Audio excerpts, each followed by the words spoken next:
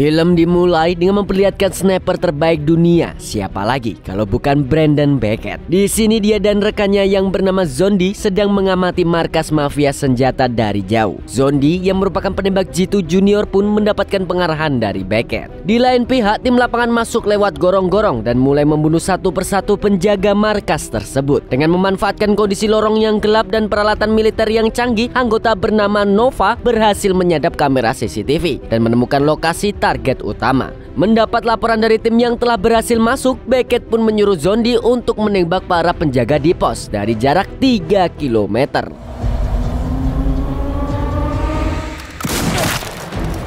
Impact center. You take left. I'll take far right target. Wait for it. Setelah itu, semua anggota tim lapangan bergegas menuju gedung utama. Dengan senyap, mereka berusaha menyusup ke dalam. Namun karena ini adalah misi pertama Nova, ia hampir saja membuat kesalahan. Sementara itu, anggota lain mulai melakukan pembersihan. Akan tetapi, pemimpin tim yang bernama Modise secara tidak sengaja melepaskan salah satu musuh yang berlari menuju tempat bosnya.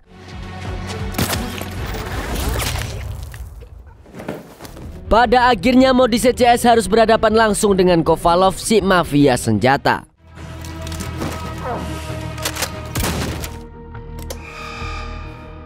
Modise yang sempat tertembak pun mundur dan menyuruh seluruh anggotanya bersiaga. Akan tetapi Kovalov telah menyalakan alarm dan menyuruh pasukannya untuk menghabisi Modise CS.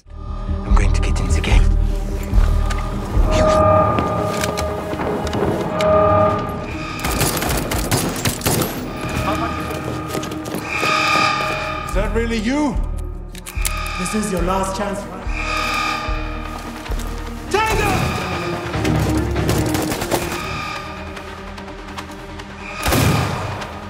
Watch tower. Sniper and spotter engaged. What's the math? 13 degrees descending.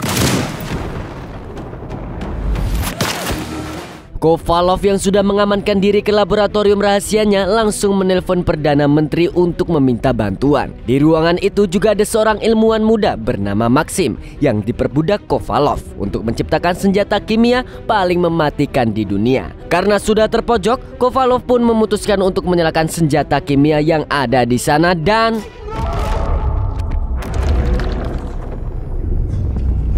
inilah Sniper The Last Stand. Sebelum melanjutkan ceritanya, mari kita flashback sejenak ke 48 jam sebelum penyergapan tersebut. Jadi dalam misi ini Beckett diminta oleh Modise untuk membantu karena dia membutuhkan seorang sniper yang tidak pernah meleset seperti Beckett. Beckett kemudian diperkenalkan pada seorang pasukan khusus bernama Nadia. Selain itu dia juga diperkenalkan dengan Nova, seorang keponakan dari Perdana Menteri Costa Verde, di mana Perdana Menteri yang sebelumnya adalah ayah Nova, tapi dikudeta oleh sang paman yang serakah dan menyengsarakan rakyat. Beckett sendiri adalah sniper yang dulu pernah dituduh membunuh ayah Nova. Namun Nova tahu kalau itu semua tidak benar. Dia yakin Beckett adalah orang baik. Dalam pertemuan ini Beckett diberitahu bahwa misi kali ini berhubungan dengan Kovalov, si mafia senjata yang menyuplai senjata kimia pada Perdana Menteri untuk tujuan yang sangat jahat. Tak lama kemudian Beckett sampai di markas Modise. Di sana ia bertemu dengan Zero, salah satu teman lamanya di marinir. Zero pun membawa Beckett untuk berkeliling dan menjelaskan betapa pentingnya misi tersebut untuk Modise CS, terutama Nova. There was an entire global network after this guy. Going through proper channels. It happens, man. Come on, let me show you around. Zero kemudian memperkenalkan Beckett dengan anggota tim lainnya dan mengatakan bahwa Beckett yang legendaris merupakan kepingan terakhir yang dibutuhkan oleh tim tersebut. Setelah itu Modise mempertemukan Beckett dengan Zondi, penembak G2 Junior terbaik di Akademi Marinir Afrika Selatan. Ia juga meminta Beckett untuk memberikan pengarahan kepada Zondi di lapangan. Kemudian Modise pun meminta seluruh anggota timnya untuk mulai berlatih kembali. Ia dengan sangat teliti memimpin timnya untuk berlatih dengan berbagai simulasi penyergapan. Ia juga menekankan pentingnya operasi ini dilakukan secara senyap dan cepat untuk menghindari pasukan milisi yang bisa saja datang untuk membantu Kovalov. Find and secure the research laboratory. Dismantle any vehicles you find. Will drop us into a cellar where Kovalov is there. Go.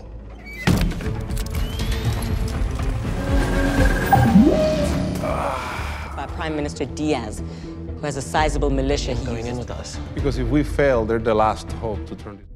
Setelah latihan tim berakhir, Beckett memberikan latihan ekstra untuk Zondi. Di sini, ia bertekad untuk membentuk Zondi menjadi sniper terbaik di dunia.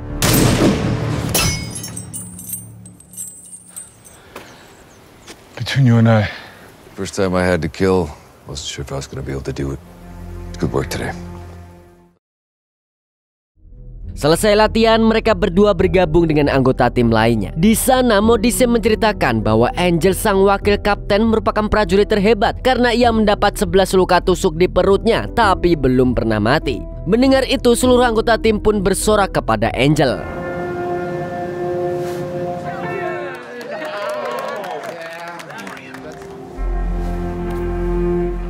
Keesokan paginya, Beckett kembali melatih Zondi. Lalu ketika beristirahat, Zondi bercerita kalau semua anggota keluarganya memiliki jiwa patriot. Sehingga hal ini membuatnya termotivasi untuk menjadi legenda sniper seperti Beckett, agar bisa menjadi patriot seperti kakek dan ayahnya. Sepulangnya ke markas, Beckett melihat Nova yang tampak bingung. Nova pun mulai bercerita kalau keluarganya dulu sangat harmonis, hingga akhirnya ia harus melihat pamannya melakukan kudeta pada ayahnya. Mendengar itu, Beckett bersimpati dan dia yakin Nova bisa menyelesaikan misi ini dan menggulingkan kekuasaan pamannya. Singkat cerita, Modise mengumpulkan seluruh anggota timnya dan memimpin meeting terakhir sebelum melakukan operasi militer. Di sini Modise memberikan pidato untuk memotivasi semua anggotanya.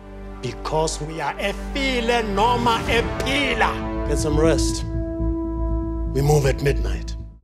Selesai melakukan persiapan, Beckett menemui Modise. Ia menanyakan keputusan kaptennya itu untuk ikut terjun ke lapangan. Padahal usianya sudah hampir 60 tahun. Mendengar kekhawatiran Beckett itu, Modise meyakinkan bahwa seorang pemimpin seharusnya melakukan apa yang ia lakukan. Dia tidak ingin menjadi pemimpin yang hanya bisa menyuruh-nyuruh saja dan makan gaji buta kayak pejabat-pejabat Konoha. Malam harinya, Beckett mengajak Zondi mengintai sebuah bangunan. Ia memberikan senapannya dan menyuruh Zondi untuk menembak target yang telah ia beritahu. Zondi terlihat grogi karena besok dia akan melakukan misi pembunuhan pertamanya. Namun Beckett menegaskan bahwa dia pasti bisa melakukannya. 200 meters.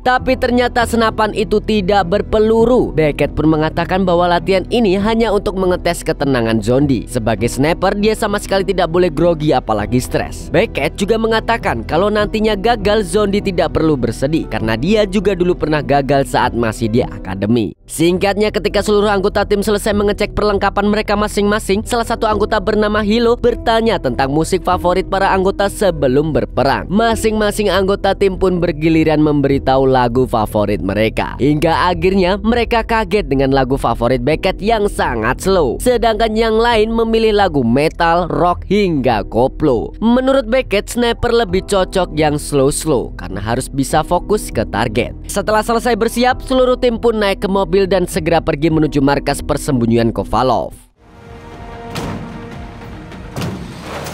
Kemudian kita kembali ke adegan awal di film, di mana Kovalov meledakkan senjata kimianya. Di sini semua anggota Modise terbangun dengan selamat. Zero yang berada di dekat lokasi itu pun segera masuk dan menangkap Kovalov yang baru saja sadar dari pingsannya. Salah satu anggota bernama Hera tampak sangat khawatir dengan kondisi Hilo. Sementara itu Beckett dan Zondi yang telah ikut berkumpul pun menanyakan tentang ledakan tadi. Modise pun memberitahu bahwa mereka hanya mengalami gelombang kecil dan selamat dari cedera apapun. Namun Kovalov bersikeras bahwa tim Modise akan segera mati karena radiasi. Dan benar saja, Modise dan hampir semua orang yang terkena radiasi perlahan mulai kehilangan keseimbangan. Hidungnya berdarah dan tewas seketika. Bahkan Kovalov dan Maxim juga ikut tumbang.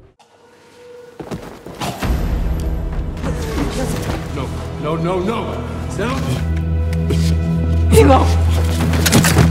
Kaget dengan kematian mendadak itu, seluruh anggota tim yang tersisa pun hanya bisa berduga. Perasaan mereka benar-benar campur aduk. Modise, Nadia, Hilo, dan yang lain kini sudah tewas. Hal ini pun membuat anggota tim saling menyalahkan. Setelah mencoba mengumpulkan berbagai informasi, Beckett yang terbiasa berpikir jernih di kondisi apapun mulai melerai perpecahan di tim. Ia kemudian membagi tim yang tersisa dan menyuruh mereka untuk tetap tinggal di sana dan bertahan melawan pasukan kiriman Perdana Menteri. Beckett dan Zoro kemudian mengecek senjata kimia Kovalov. Saat ia melihat bahwa senjata itu masih belum rusak, ia meminta Nova yang ahli teknologi untuk mencari tahu tentang senjata tersebut. Di sini Zero sebenarnya tidak setuju dengan Beckett yang tidak langsung menghancurkan senjata tersebut.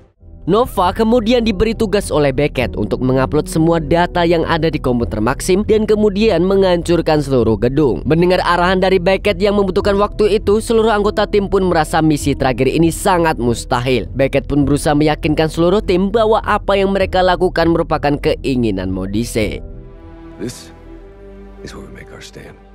I will show you how the 6 of us become 60. Karena telah mendapat kepercayaan dari anggota tim, Beckett pun segera membagi anggota tim yang tersisa untuk bersiap menghadang pasukan Perdana Menteri. Sedangkan Nova akan mencari bala bantuan dari koneksinya. Di sisi lain, Beckett dan anggota lainnya akan mengumpulkan amunisi yang tersisa. Setelah itu, Hera yang masih bersedih atas kematian Hilo mengambil kapak Hilo untuk menemaninya berjuang di misi yang sangat mustahil ini. Di waktu yang sama, Nova terlihat sangat gugup karena perannya yang sangat vital dalam penguploadan data senjata. Beckett pun menenangkan Nova. Ia lantas memberikan HP yang telah disetel sebagai detonator bom agar Nova bisa berjaga-jaga. Beckett kemudian membantu Zondi di menara untuk mempersiapkan posisinya selama pertempuran nanti. Ia lantas memberikan nasihat terakhir kepada sniper muda yang jenius itu. Ia meyakinkan Zondi bahwa ia harus bisa membuktikan bahwa dirinya adalah sniper terbaik di dunia saat ini. Thermals on the incoming militia caravan show. Are you really going to be on the ground out front? Leadership's in action, not a position. Tak lama kemudian, pasukan milisi Perdana Menteri sudah terlihat tanda-tandanya. Seluruh anggota tim pun saling melapor lewat radio komunikasi mereka masing-masing. Hera yang masih sangat terpukul karena kematian Hilo sahabatnya juga tak luput diyakinkan lagi oleh Beckett bahwa seorang tentara tidak diciptakan untuk menjadi lemah. Apapun yang terjadi, tentara sejati harus melindungi negara dan rakyatnya. Today we're fighting for the freedom of Costa Verde. That's our job. We fight without fear. More important than fighting for your own freedom is fighting for someone else's. For Hilo, for Modise, for all of them. Dan ketika pasukan milisi masuk, mereka langsung terperangkap pasukan Beckett.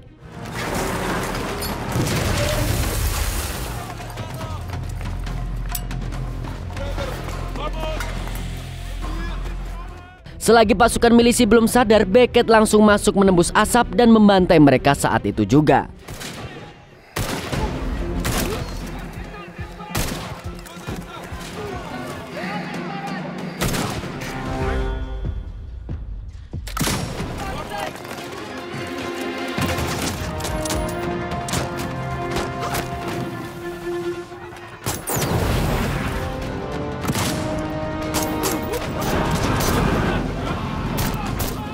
Beckett yang berhasil menarik pasukan milisi untuk masuk ke dalam jebakan pun mempermudah pasukannya untuk bantai-bantai.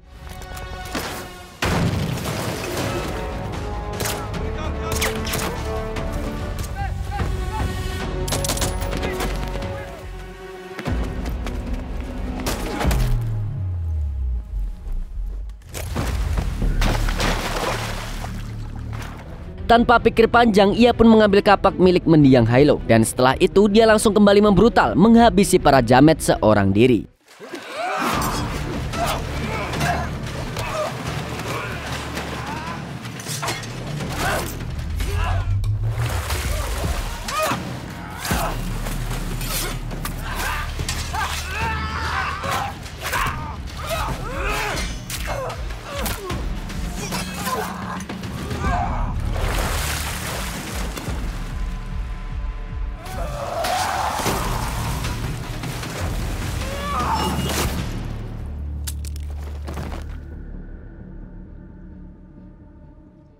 Di sisi lain, Beckett yang telah mengetahui kedatangan mobil taktis musuh segera menuju tempat senjata andalannya. Ia yang merupakan sniper legendaris pun langsung membidik mobil taktis dan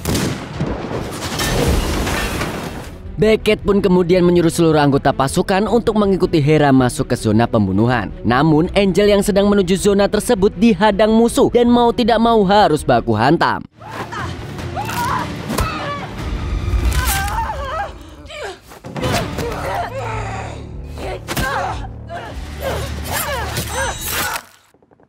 Berkat kegigihannya, Angel mampu mengalahkannya dengan mudah. Zombie yang baru datang langsung mengajak Angel pergi ke zona pembunuhan. Sedangkan di sisi lain, Zero mulai kehabisan amunisi. Meski begitu, dia tetap mampu menghabisi musuh-musuhnya.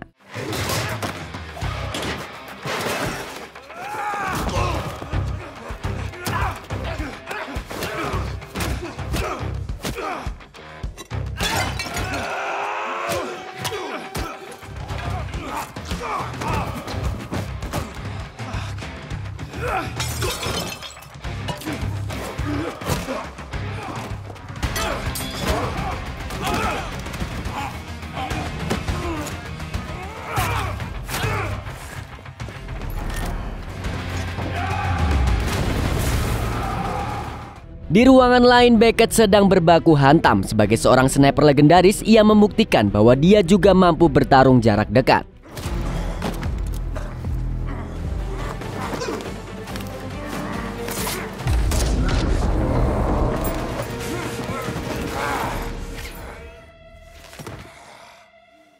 Bersamaan dengan itu, Nova melapor pada Beckett bahwa unggahan data senjata kimia itu telah mencapai 98%. Ia juga melaporkan bahwa ada pasukan milisi yang datang menuju tempatnya. Mau tak mau, dia harus meledakkan jalan menuju ruangan untuk menghambat mereka semua.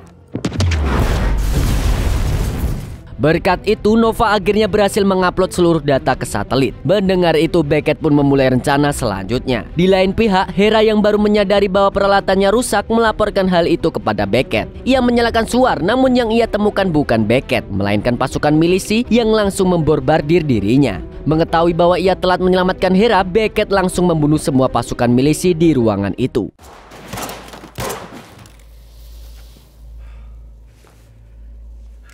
Ia pun memberi perintah terakhir kepada anggota timnya untuk berkumpul dan meninggalkan tempat tersebut. Sayangnya, Hera tidak bisa diselamatkan. Namun karena tak ada waktu, Beckett buru-buru keluar dari ruangan. Sialnya, dia malah dibombardir.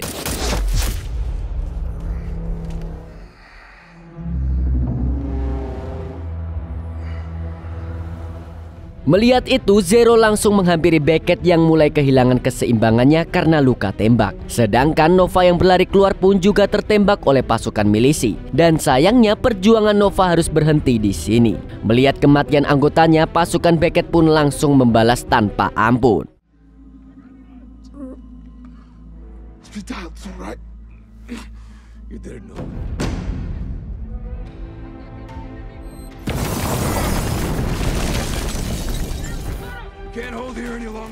Meski berhasil meledakkan lokasi, Beckett melihat kemungkinan mereka lolos sangatlah kecil. Sehingga ia menawarkan diri untuk menjadi umpan agar anggota timnya bisa melarikan diri dari tempat itu. Sebab pasukan milisi terus bertambah. Namun Zero tidak akan membiarkan temannya mati sendirian. Dia juga akhirnya mengajukan diri untuk menjadi umpan. Mereka berdua pun segera menghadapi musuh dengan sangat heroik demi keselamatan anggota yang lain.